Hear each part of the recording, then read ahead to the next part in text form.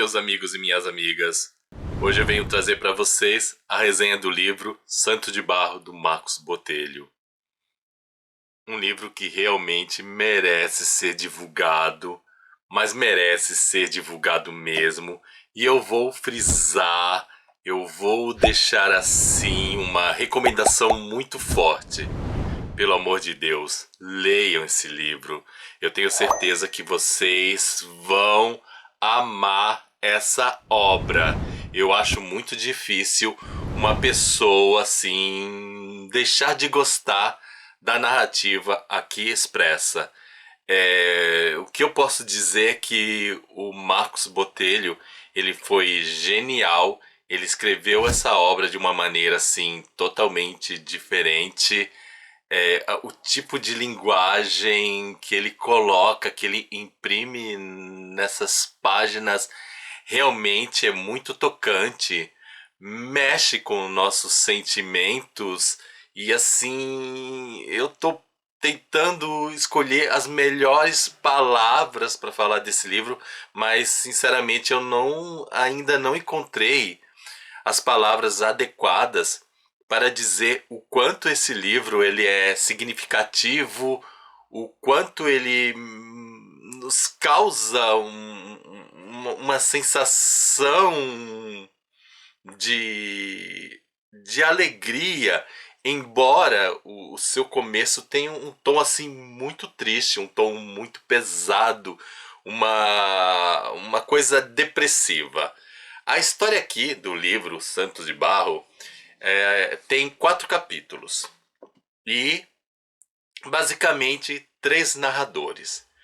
No primeiro capítulo, nós vamos encontrar a figura de um homem muito sofrido, um homem com uma angústia profunda, aquele homem que se sente totalmente derrotado, que olha para para o seu lado e não encontra nada agradável. É aquela alma marcada profundamente por perdas. Eu diria assim que é uma alma até que sangra, embora essa expressão não esteja no livro, mas eu traduziria a sensação que essa figura, esse homem me passou, é de ser uma pessoa com a alma sangrando, com a alma se debulhando em lágrimas. Esse homem assim, sem esperanças, sem uma visão de um sentido para a vida, ele faz recordações do passado e meio que ele vai lamentando a perda das pessoas que surgiram.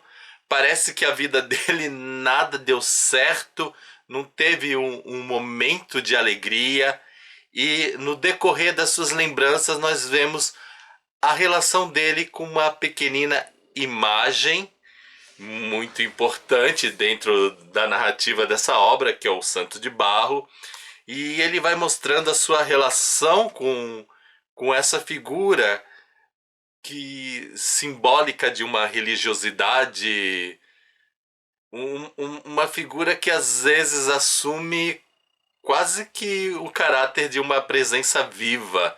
E ele não fala apenas dos seus sentimentos em relação a essa imagem, mas também ele vai tecendo uma narrativa que demonstra os sentimentos das outras pessoas. Então, esse santo, no geral, para esse homem, é alguém ali parado, alguém que pouco se importa com o que está acontecendo e meio que talvez para as outras pessoas ele possa ser uma figura de esperança, mas para esse homem tão angustiado, o santo, a predominância da figura desse santo é uma coisa assim, ó, meio que jogada, algo distante, algo sem vida, mas mas ele fala desse algo vai parecer bem contraditório, mas ele fala desse algo sem vida com uma força,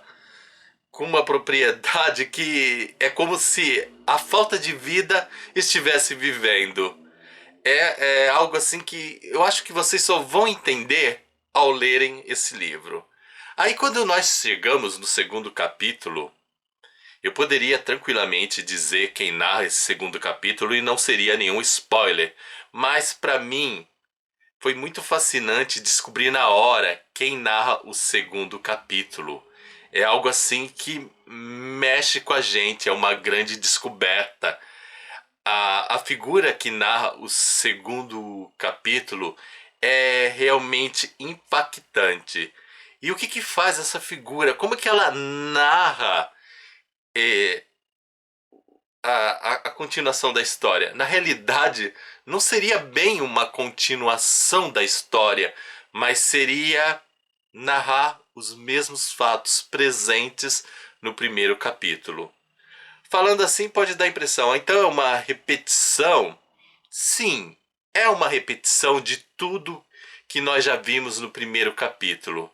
Mas existe algo que faz com que a obra fique bem assim encantadora nesse segundo capítulo, que é a perspectiva. É um ponto de vista diferente a respeito dos acontecimentos. Você vai ver que tudo que você leu no primeiro capítulo tá ali no segundo. Mas esse olhar já não é tão pessimista, já não é tão derrotista.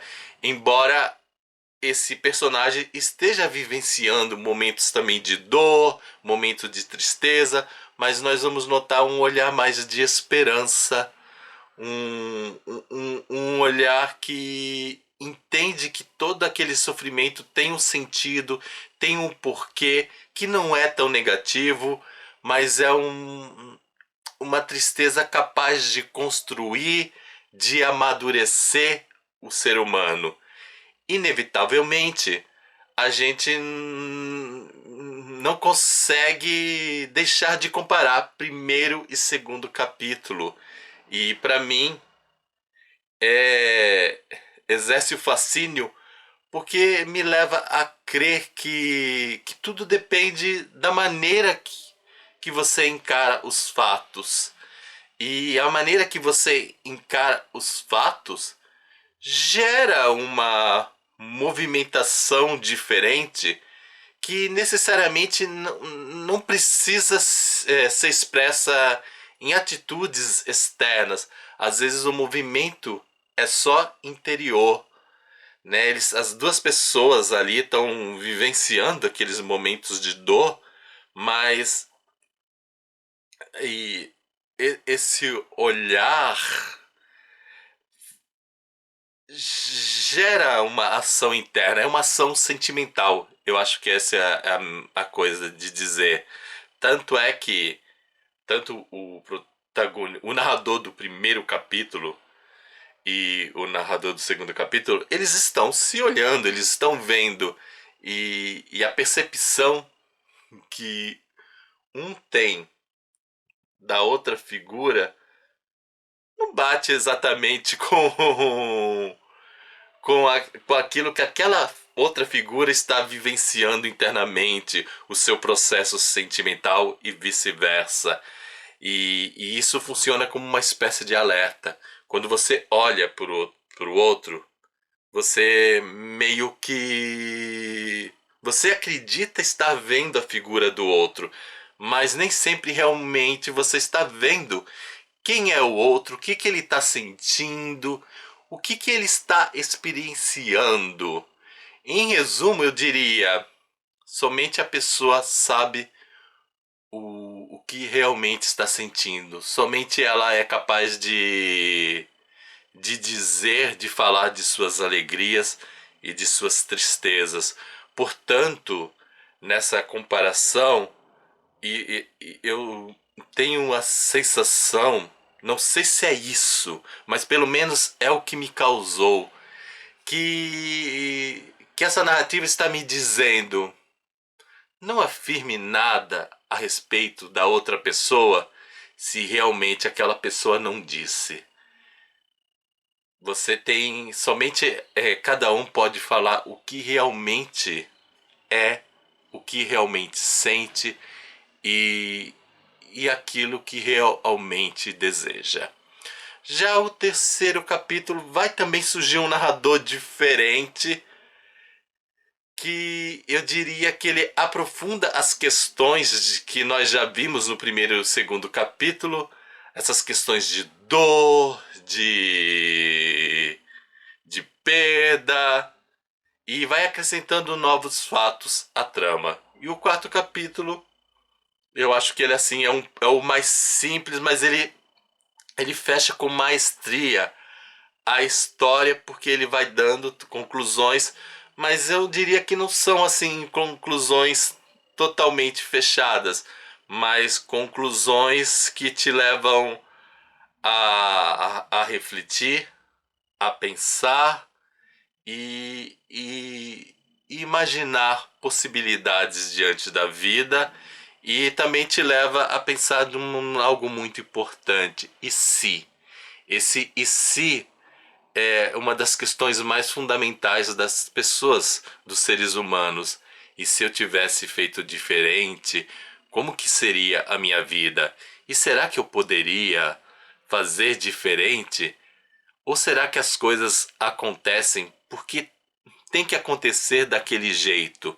Mas, embora aconteça daquele jeito, será que eu não posso dar um sentido, uma explicação, encontrar uma motivação diferente? Porque, veja bem, duas pessoas naquele processo de acontecimentos ruins, uma se sentindo lá para baixo, a outra, apesar de experimentar as derrotas, vê a esperança. E isso também eu vou jogar uma pergunta: você, diante dos seus fracassos, diante das suas dores, que tipo de visão você lança? Você lança uma visão: ah, sou derrotado, não tem jeito, a coisa é ruim? Ou você meio que ergue a cabeça e vê: tô lascado, mas isso faz bem, isso me constrói, isso me renova, etc. Não dá pra dizer tudo a respeito desse livro, porque senão estragaria a surpresa de vocês, mas sem sombra de dúvidas, um livro fascinante que vale a pena ser lido. Então, gente, é isso. Espero que vocês tenham gostado. Não se esqueçam de dar o seu joinha, nem que seja por caridade. Afinal, copo d'água e um joinha não se nega pra ninguém. Tchau pra vocês e até o nosso próximo vídeo. Fui!